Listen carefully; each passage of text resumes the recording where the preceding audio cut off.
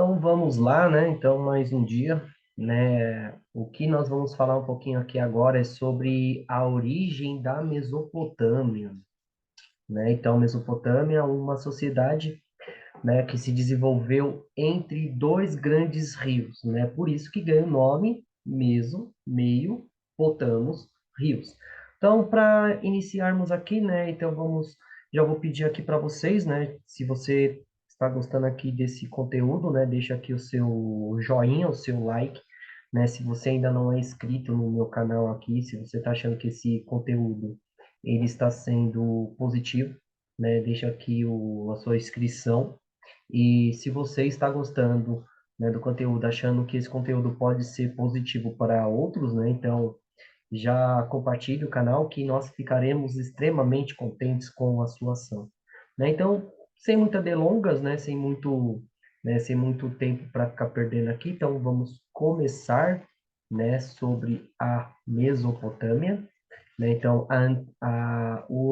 a origem da Mesopotâmia e como é que a Mesopotâmia ela é uma das sociedades mais emblemáticas e uma das sociedades mais interessantes, né, da história antiga, né, do mundo ocidental, levando em consideração isso como a gente já falou no outro vídeo, né? Então, a Mesopotâmia é uma sociedade antiga, né, ali da região que nós chamamos de Crescente Fértil, né? Então, nós vamos falar um pouquinho aqui da sua origem, né? Então, qual é a origem, né, daquele povo chamado Mesopotâmia? E o porquê, né, que esses povos eles têm tanta influência, têm tanto a colaborar para nós entendermos da onde nós viemos. Então, né, para nós entendermos aqui, então os antecedentes, né, do Neolítico, localizaram-se numa zona da Serra de Tauro, na costa do Mediterrâneo da Cananeia. Né? Então, através das transformações de caçadores em coletores, em agricultores e pastores entre os milênios 12º e 10º, né, ali, né, pré-histórico. Então, estas mudanças, né, tornaram-se mais evidentes no Nautofiano, no caso, no período que vai de 10.000 antes de Cristo a 8.300 anos antes de Cristo, principalmente na área da Síria e Canaã.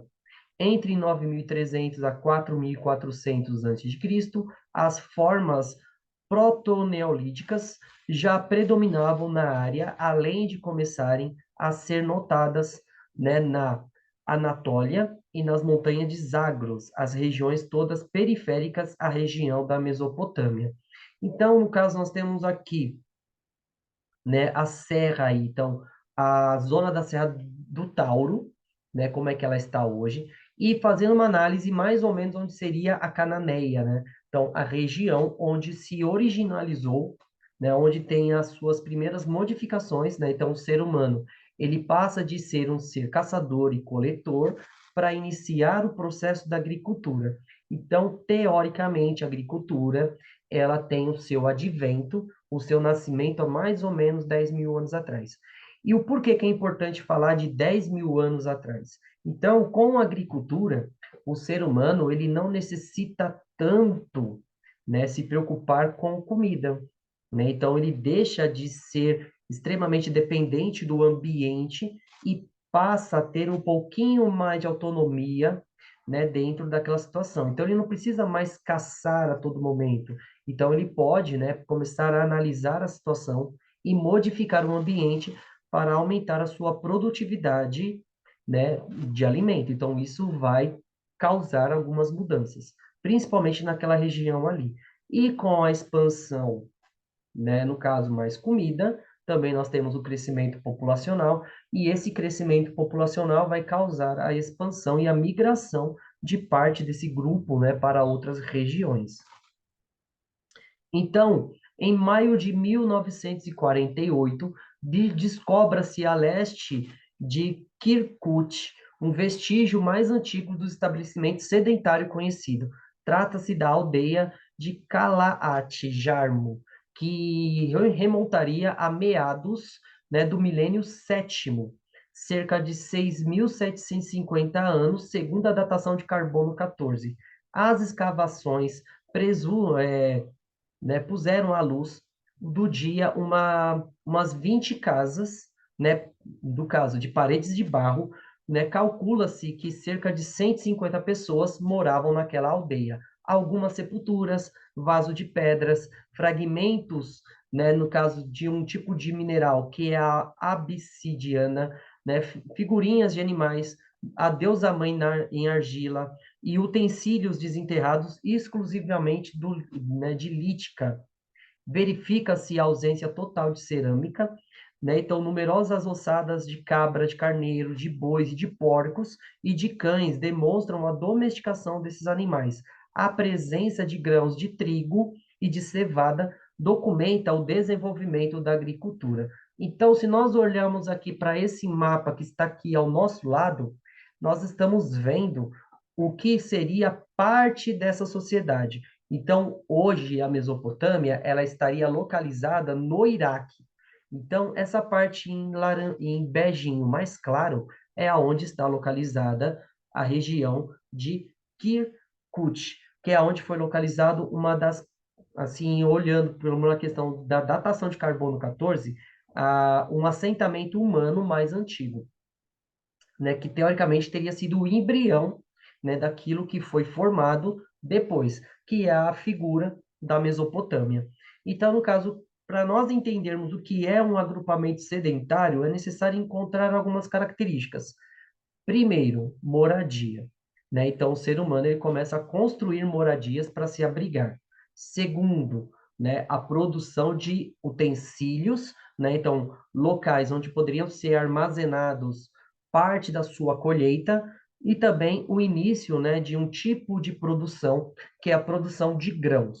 Então, do trigo, da cevada, que é a base da alimentação dos povos antigos, o pão, né? E também a criação de animais, no caso de bovinos, de porcos e principalmente a associação que o ser humano começa a ter com os cães, né? Então, os cães é um tipo de companhia humana desde a pré-história. Então, a presença de tudo isso faz com que nós pensamos o seguinte: esse grupo ele mudou a chavinha. Então, em vez de estar migrando atrás de melhores condições de vida, esse grupo ele vai se estabelecer naquela região. Então, ele vai permanecer ali e vai iniciar uma vida, né, baseada na produção, né? Então, ele vai começar a produzir recursos para a sua sobrevivência. Então, podemos considerar a história da Mesopotâmia se inicia com os primeiros assentamentos dos povos na região, graças ao desenvolvimento da agricultura. As primeiras comunidades agrícolas, né, no caso da Mesopotâmia, surgiram ao norte do território, né, há mais ou menos 7.000 anos antes de Cristo, onde as chuvas não eram regulares, suficiente para o desenvolvimento de uma agricultura simples. Três complexos culturais foram identificados pelos arqueólogos da cerâmica, no caso, a cultura Hassuna Samura, né, Samara, e a de Alaf, no caso, na Suméria, região sul da Mesopotâmia. Então, a agricultura parece ter surgido por volta de 5.000 anos antes de Cristo, né, 5.500 antes de Cristo. Os agricultores do sul foram os primeiros a empregar métodos de irrigação a partir do rio Tigres e o rio Eufrates, uma vez que as chuvas nessas regiões eram intensamente irregulares. Então, diferentemente que nós vamos discutir do Rio Nilo, o Rio Nilo é um exemplo de regularidade. Então, nós temos definições muito claras de quando o rio sobe e o rio desce. No caso do Rio Tigres e o Rio Eufrates, ele não é tão regular assim. Então, nós temos períodos de escassez de água e nós temos períodos onde as cheias elas são extremamente violentas. Então, nesse caso, ao norte, que as chuvas não eram tão regulares, isso faz com que eles consigam desenvolver uma agricultura simples, uma agricultura, né, de hortaliças e um pouquinho de cereal. Então, a partir do ano 5.500, essa região aqui em amarelinho, no caso, a cidade de Ur, de Uruk, de Lagash, de Kish, de Nippur e de Erido, né, essas cidades elas começam a desenvolver uma agricultura mais sofisticada, né, baseado no quê? Em você alterar, né, a dinâmica do rio. Então, no caso, né, como ali as chuvas também elas eram mais regulares também por um fator geográfico, que é a presença do Golfo Pérsico aqui ao sul, faz com que as chuvas nessas regiões elas sejam mais regulares. Isso vai possibilitar a, a reserva de água e isso ajuda na agricultura, né? Então, nesse caso, começa a ter uma modernização nesse sistema. Então, nós vamos falar um pouquinho aqui dos sumérios, né? Então, quem são esses sumérios? Qual é o papel dos sumérios no início da sociedade mesopotâmica e o porquê que isso, né, vai interferir em todos os sentidos? Bem, então, o período de Ubaide, que vai de 5.500 a.C. a 4.000 anos antes de Cristo. Então, a transformação da estrutura social dos povos mesopotâmicos por volta do século V antes de Cristo, né, é atestada pela existência de sítios arqueológicos como a Vila Antiga de Tel Ubaide, né? Os povos dessa época são chamados comumente de povo de Ubaide pelos arqueólogos. Esses homens haviam construído os canais de irrigação para a agricultura e também produziam abundante cerâmica e terracota. Eles também possuíam armas como machado de pedra e mantinham um comércio dinâmico de lápis lazuli, pedra e ouro com os povos vizinhos. Sua vila era composta por construções à base de tijolos de barro cozido. Então, essa região aqui em rosa é exatamente onde vai se predominar a questão da dominação dessa pequena sociedade. Então, no caso, nós temos períodos de hegemonia de uma cidade plena a outra. Por quê? Um erro também que é muito comum se falar em povos antigos, principalmente na Mesopotâmia, é considerar que eles tinham uma unidade, né? Então, que eles haviam desenvolvido um reino. Na verdade, cada período desse, ele foi um período onde uma cidade, ele tinha o controle das demais. Então, era uma cidade que impunha a sua própria vontade. Então, no caso, o primeiro grupo que vai se colocar ali, né, dentro dessa parte suméria, né, é exatamente esse povo da vila de Ubaid, né, que vai se prolongar ali na região. Então, o templo, né, no caso, o Erido. Então, no caso, o templo de Erido, cujo nome vem de uma região do sul da Suméria, é conhecido como o templo mais antigo já encontrado.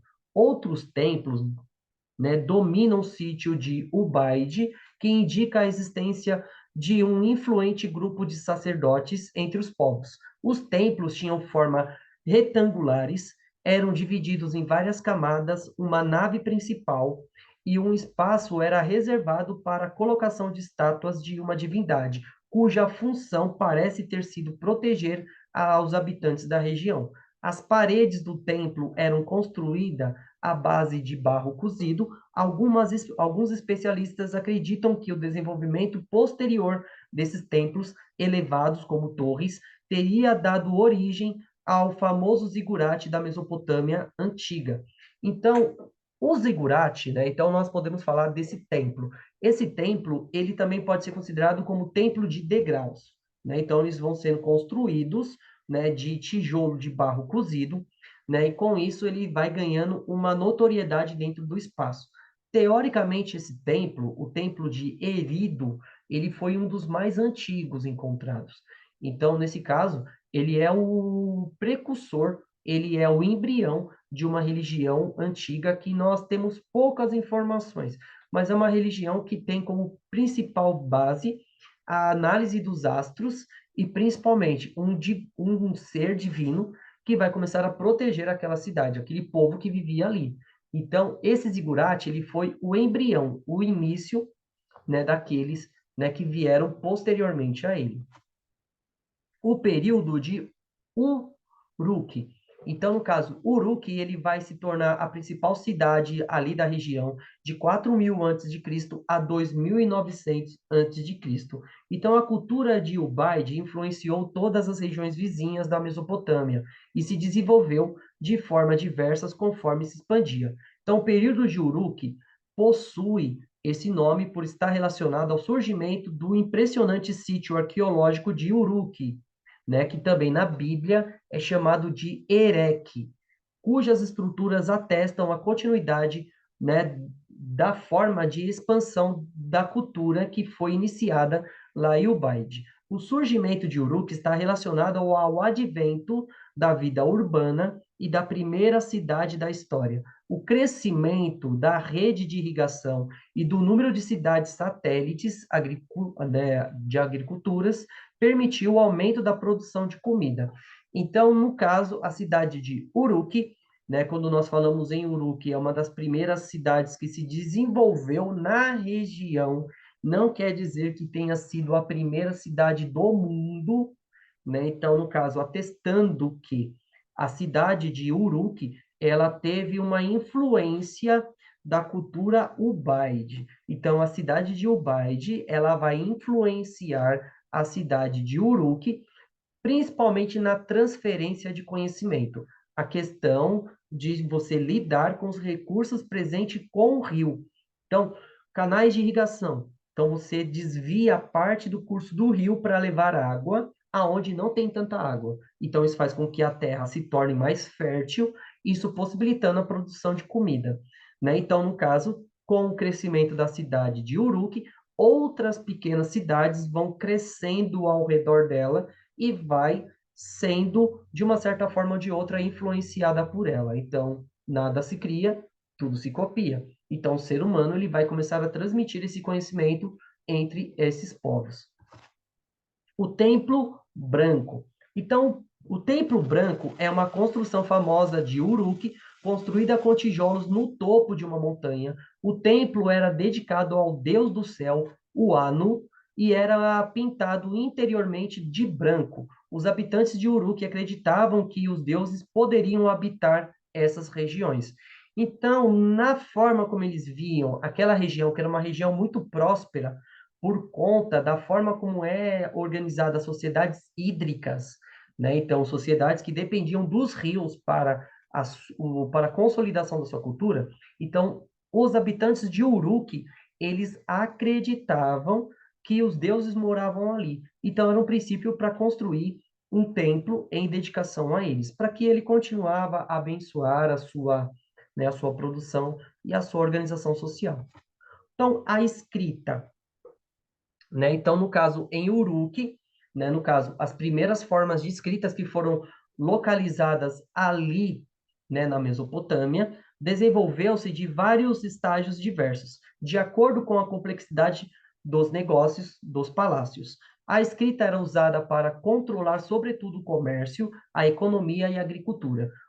Os arqueólogos encontraram em sítios arqueológicos do Oriente Próximo peças de argila cozida chamados de fichas, cuja função era determinar a quantidade e a natureza dos produtos comercializados, de acordo com o tamanho e o tipo de ficha.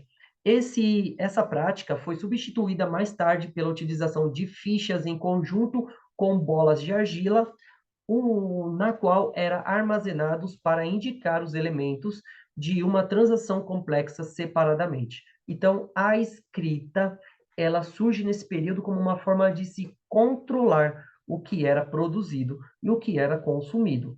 Então, a escrita, ela é uma forma de documentação.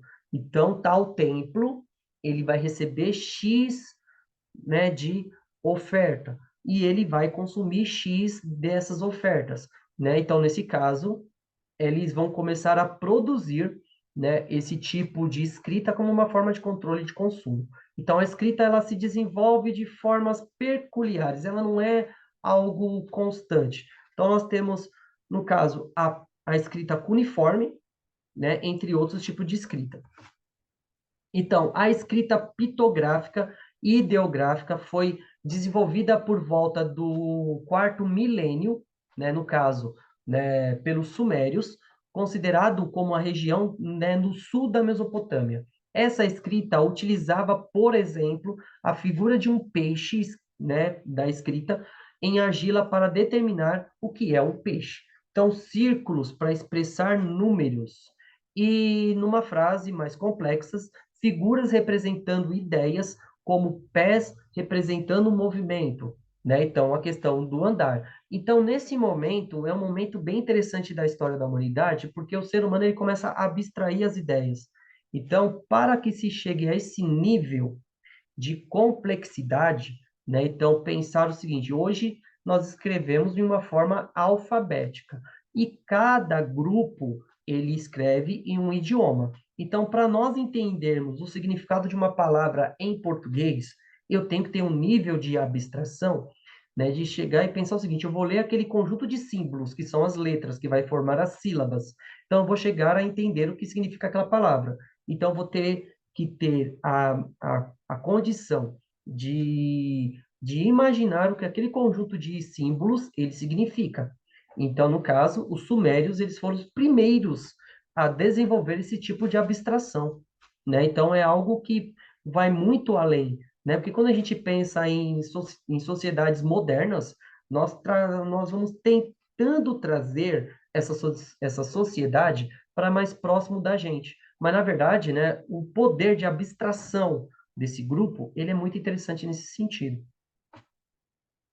Num posterior, a escrita mesopotâmica passou a utilizar símbolos fonéticos e determinativos, como os hieroglifos egípcios. Seriam, grosso modo, como se utilizássemos figuras de um beija-flor e de uma flor, dizendo que o beija-flor ele é aquele animal que vai se alimentar do néctar da flor, né? Então, em inglês, seria como juntássemos as figuras de um pé com uma bola para falar sobre futebol.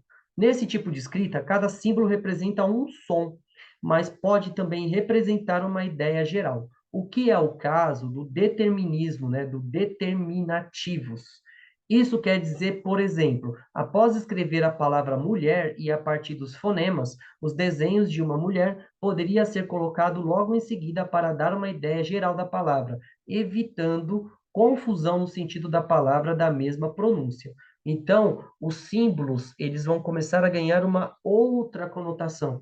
Então, ganhando cada vez mais abstração. Então, era necessário se elevar um nível, né, do processo, né, de entender cada processo, né, de cada evento. Então, no caso da invenção da escrita, que começa sendo um símbolo para cada palavra, para cada coisa que você queria transmitir, ele vai passar a ser, né, associado a outros símbolos para dar uma ideia cada vez mais complexa.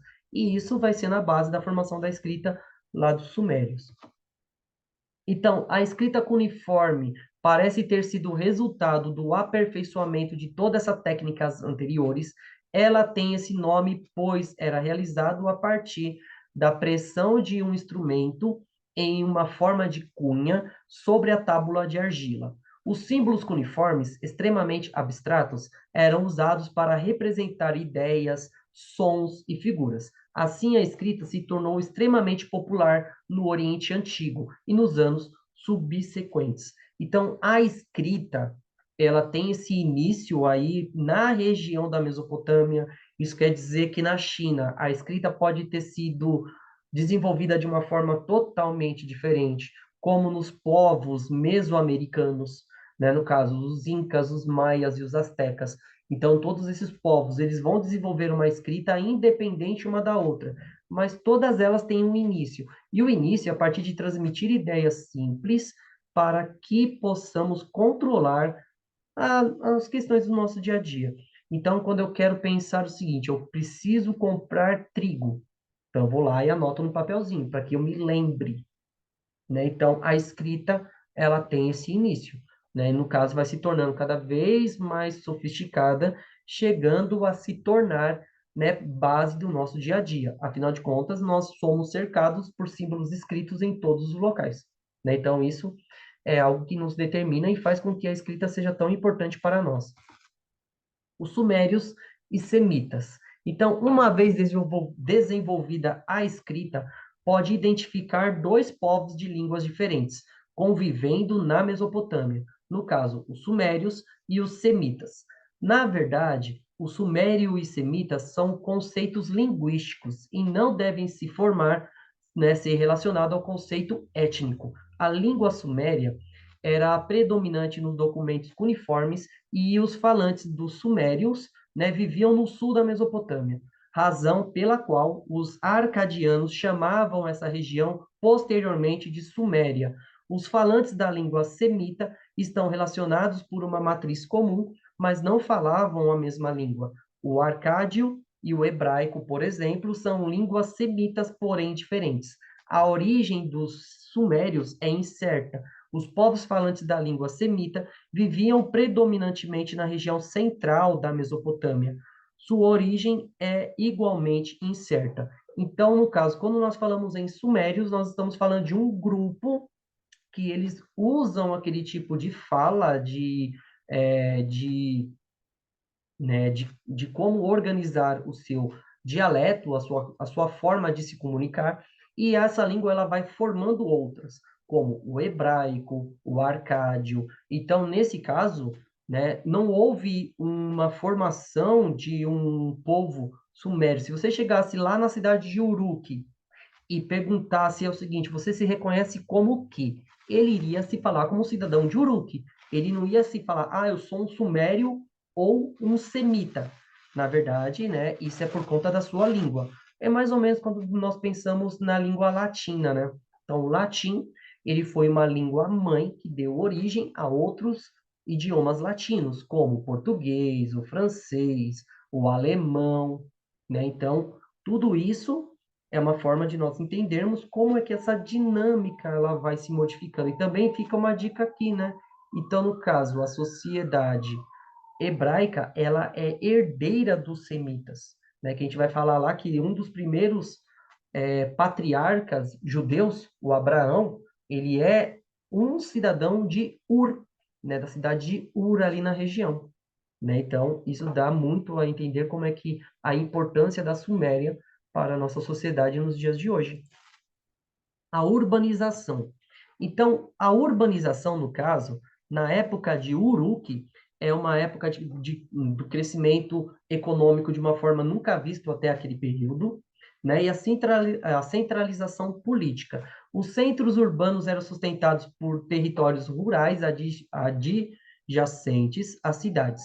Então, responsáveis pela produção agrícola, o desenvolvimento da arquitetura, das artes e da tecnologia, além da escrita, possibilitou o aumento da produção de alimentos, digno de notar o desenvolvimento do sistema de irrigação em formas cada vez mais extensas. Então, a urbanização é o início de que nós podemos iniciar uma conversa dizendo o seguinte: então, toda a vida política vai começar a ocorrer dentro dos muros, né, das cidades. Então, as cidades, elas vão modificar o cenário, né, que até então ela era mais rural, né? Então, no caso, a cidade, ela vai ser o centro político e ao redor as terras que vai desenvolver a agricultura ao redor dessas cidades, ela vai ajudar para o seu desenvolvimento. Então, a classe de sacerdotes podiam controlar a política nas primeiras unidades políticas da antiga Mesopotâmia, comumente chamado de cidades-estados. Então, toda cidade possuía um deus protetor que os mesopotâmicos acreditavam ser responsável para garantir boas colheitas. Os sacerdotes do templo, intermediários entre os homens e os deuses, adquiriam proeminência política na medida em que essas crenças se fortaleciam. Então, nessas cidades antigas vão começar a surgir pessoas influentes politicamente, principalmente aqueles que teoricamente tinham uma ligação com a divindade. A Mesopotâmia, no caso, as cidades, elas eram politeístas. Então, eles acreditavam em muitos deuses. Cada deus ele tinha uma função dentro dessa sociedade. Então, nós tínhamos o deus da chuva, o deus da fertilidade, o deus da guerra, o deus da vitória, o deus dos mortos. Então, esses deuses, eles vão regrar essas cidades. Então, cada cidade tinha um deus protetor. Segundo a mitologia, esse Deus, ele garantia, né, o sucesso das colheitas, nas guerras, né? E isso era uma forma também daquele sacerdote ele dizer o seguinte, ó, estou fazendo intermediário lá com o nosso Deusinho lá em cima. Então, né, vocês têm que me ajudar aqui. Como? Como eu sou uma pessoa que eu vivo para intermediar essas necessidades, então eu vou, né, fazer esse intercâmbio, então vocês têm que trabalhar para mim, né? Então vocês trabalham, eu rezo e todo mundo fica feliz, né? Surgindo a figura dos primeiros políticos, né? Então a crença de que nós tínhamos uma pessoa que tinha uma influência divina, né, faz com que ela ganhe destaque dentro dessa sociedade. Então, a consolidação acerca da urbanização. Então, o advento, né, da urbanização, né, do antigo ao médio, né, no caso da cronologia, usada pelos diferentes estágios dessa urbanização. Então, no caso, os estudiosos, em diversos campos científicos, vão entender que essa forma de urbanização, ela ocorre em diversos momentos, em níveis diferentes, em cada território. Então, no caso, na cidade de Uruk, né, no caso, os sociólogos, os antropólogos, os historiadores que buscavam sondar causas desse processo de urbanização, caracterizou de formas mais sintéticas a teoria que nós chamamos de revolução urbana ou revolução neolítica, né, que é quando se surgem as primeiras cidades. No caso, o historiador, né, Gordon Shield, né, na década de 40 e de 50, é o mais célebre desta, né, que vai consolidar essa visão de urbanização, né, da Mesopotâmica, que é essa revolução do Neolítico. E ele vai elencar alguns princípios que vai fazer com que essa revolução ela ocorra. Por que que ela ocorreu? Né? Então, no caso, maior densidade demográfica. Então, com a oferta de comida, maior a proporção de pessoas, de habitantes. Especialização do trabalho. Então, nós teremos grupos que vão fazer certas funções. Então, nós teremos os agricultores, nós teremos os contabilistas, né, que vão contabilizar o que era produzido e o que era consumido dentro daquele local. Nós teremos os escribas, nós teremos os sacerdotes, nós teremos os artesãos e entre outros grupos. Então, uma especialização do trabalho e criando uma hierarquia dentro dessa organização. A produção de excedente agrícola, né? Então, quanto mais se produz, mais comida, né, nós temos, e isso vai gerar uma economia mais saudável para aquela sociedade. Construções expressivas, né? Então, construções de edifícios cada vez maiores, construções de edifícios cada vez mais imponentes dentro daquela dinâmica territorial. O surgimento de uma classe dominante. Então, o surgimento de uma elite, elite política e religiosa. Surgimento da escrita. Então, aqueles que dominam a documentação. Então, se eu estou dominando a escrita, então vocês vão ter que acreditar naquilo que eu estou escrevendo. Né? Então, surge um poder aí. A elaboração das ciências exatas. Então, o surgimento da matemática para contabilizar o que era produzido e o que era consumido. Estilo sofisticado de arte. Então, a arte, ela passa a ser a expressão daquela sociedade. Então, se você quer entender um grupo, uma sociedade, você tem que estudar a sua arte, né? Que é entender a mentalidade daquelas pessoas. O comércio exterior regular. Então, a entrada e saída de produtos, né? Então, no caso, né, a elaboração de uma dependência entre esses grupos e a existência do Estado. A existência do Estado é a existência de um conjunto de leis. Então, é necessário que haja leis. Então, o Estado é isso, dizendo o seguinte, ó, fulaninho, você pode fazer isso, mas não pode fazer aquilo. Ou ciclaninho, você pode fazer isso, mas não pode fazer aquilo outro. Então, é mais ou menos isso. Então, uma importante teoria recebe sobre a urbanização da Mesopotâmia, né, que é desenvolvida pelo Guilhermo H. Algaze, que defende a diferenciação econômica ocorrida entre áreas diversas da região de Uruk. Permitiu o surgimento de uma economia urbana, ou seja, o comércio entre regiões envolvendo tecido, lã, couro de cabra, produtos hortícolas, peixe e etc. Então, cada região supre a necessidade do consumo do comércio de uma região diferente.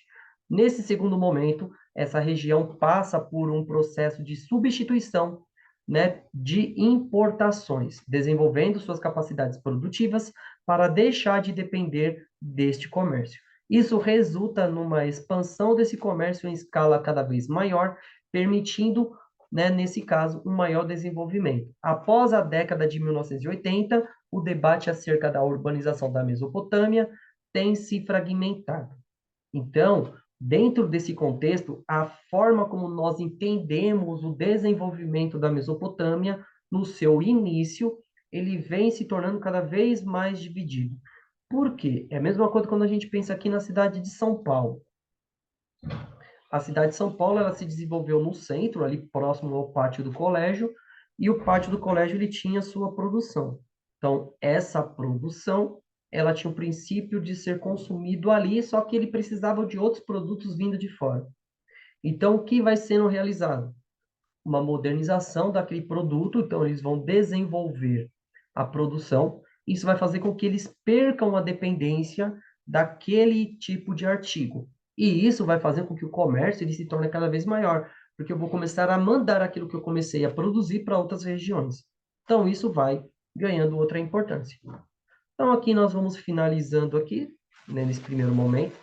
Depois, né, nos próximos vídeos, nós vamos discutir os outros povos, as outras cidades que se desenvolveram ali naquele período que deu a ideia de Mesopotâmia. Então, já vou agradecendo vocês aqui, né, que me acompanharam até agora, né? Então, espero ter atiçado um pouquinho mais a curiosidade, porque eu não estou aqui para dar respostas, né? Atiçado mais a curiosidade de estudar mais sobre o assunto, né? E já vou agradecendo aqui aqueles que puderem, né? Já deixar aqui o seu like. Se você não é inscrito, se inscreve aqui, né? E se você acha que esse conteúdo está sendo interessante, né? Divulgue para os seus, né? Para os seus amigos, né? E vamos, né? Continuar os estudos, porque esse é o nosso melhor convite aí. Obrigado, gente.